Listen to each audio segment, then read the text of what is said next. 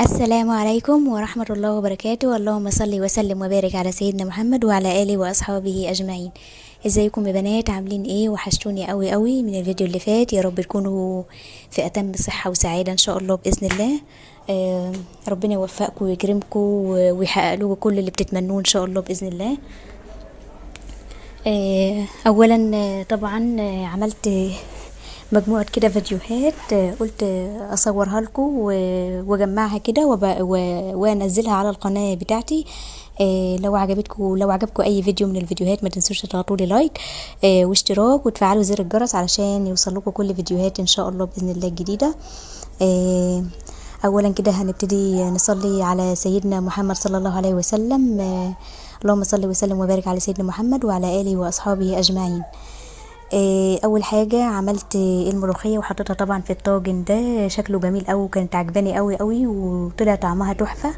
عملت الملوخيه ناشفه وزي ما احنا بنعملها طبعا بالثوم، وبنحط لها حبه ثوم صغيرين كده نيين بعد ما تعملي لها الطشه بتاعتها كده.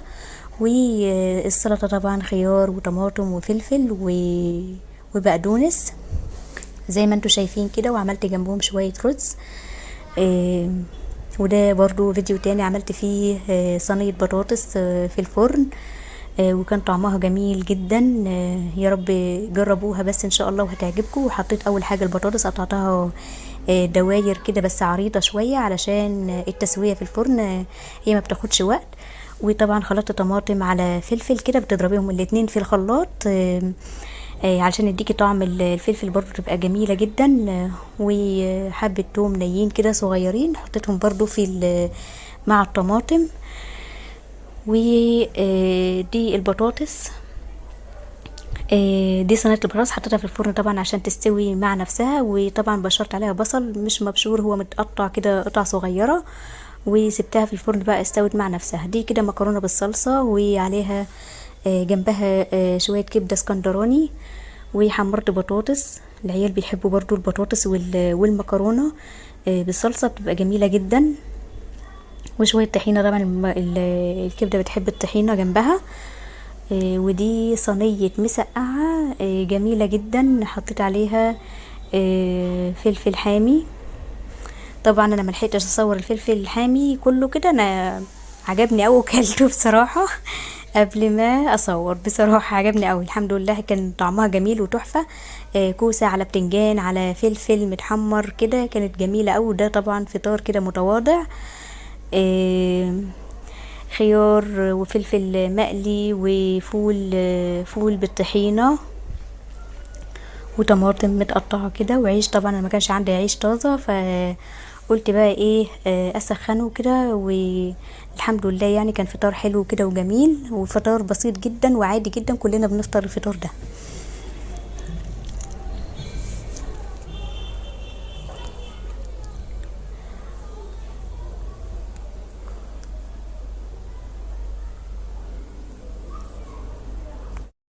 طبعا هنا بحب اعمل الرز واحدة وواحدة، بيبقى طعمه جميل وتحفة. يعني الاغلبية عندنا بيحبوا الرز اللي هو الواحدة وواحدة، بيبقى طعمه جميل قوي وحلو قوي زي ما انتوا شايفين كده. بغرفه في الاطباق علشان الولاد بحط لهم اطباق صغيرة على قد استخدامهم، ما بياكلوش رز كتير يعني، هو بس معلقتين 3 زي ما انتوا شايفين كده. والطبق صغير اصلا، اطفال صغيرة، بس بحاول اخليهم ياكلوا على قد ما يقدروا، لانه هو يعني رز او عيش يعني اللي متوفر واللي موجود. بس الغدا طبعا بيبقى اغلبه يا رز يا مكرونة. بحب اعمل على القد برضو علشان ما اهدرش كمية، لان الرز لو بقى بايت لا مش بيتاكل. فخليها ايه على قدنا بالظبط كده، بحيث انه ما يتبقاش مننا ويبقى ايه يعني اضطر ان انا اخليه في التلاجة لتاني يوم. ودي السلطة، بحب اعمل السلطة على الغدا بتبقى جميلة قوي. بتجيبي حتة توم صغيرة وتحطي توم صغيرة، وتقطعي حتة بصلة صغيرة وخيارتين وقطيتين وكل اللي متوفر عندك. ولو فلفل مثلا عندك خضرة برضو حطي، بتبقى جميلة جدا ومفيدة جدا لصحتنا وصحة الولاد.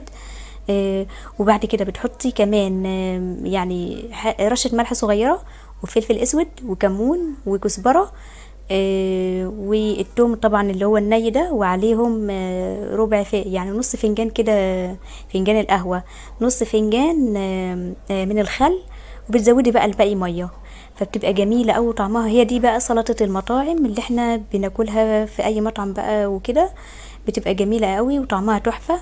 ولو جربتوها ما تنسوش تفتكروني بقى في اللايك والاشتراك، ان شاء الله باذن الله هتعجبكم. ودي صينيه البطاطس بقى، زي ما انتم شايفين البطاطس بقت طريه جدا وجميله، واتقطعت معايا كده، مش لا مستويه كويس قوي وحلوه قوي. جربوا كل الوصفات اللي انا بعملها وان شاء الله تعجبكم.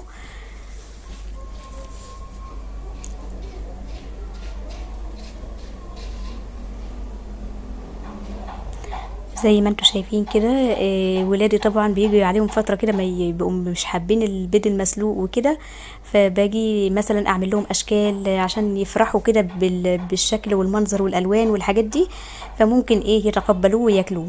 فانا بعمل لهم بقى، بسلق لهم كل واحده بيضه كده على قدها، وبحط لهم بقطعه بقى بالقطاعه زي ما انتم شايفين كده. ده بيعمل لهم اشكال، والاطباق كده طبعا لازم تكون ملونه عشان تفتح نفسهم على الاكل.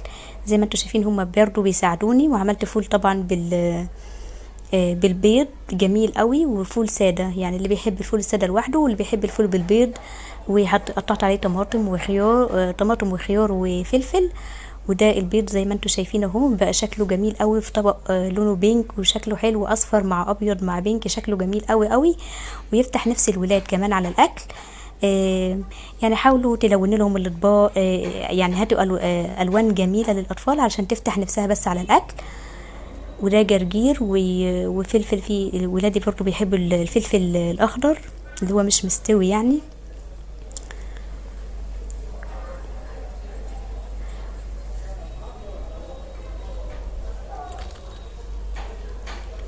لو عجبتكم فيديوهاتي ما تنسوش تصلوا على سيدنا محمد وعلى آله وأصحابه أجمعين، وكمان تضغطوا لي لايك وتفعلوا واشتراك، وتفعلوا زر الجرس علشان يوصل لكم كل فيديوهات جديدة. بحبكم قوي قوي، وهتوحشوني إن شاء الله بإذن الله للفيديو اللي جاي. مع السلامة. قناتي إن شاء الله هتكبر بيكم، ما تنسوش بقى تضغطوا لي لايك واشتراك. مع السلامة.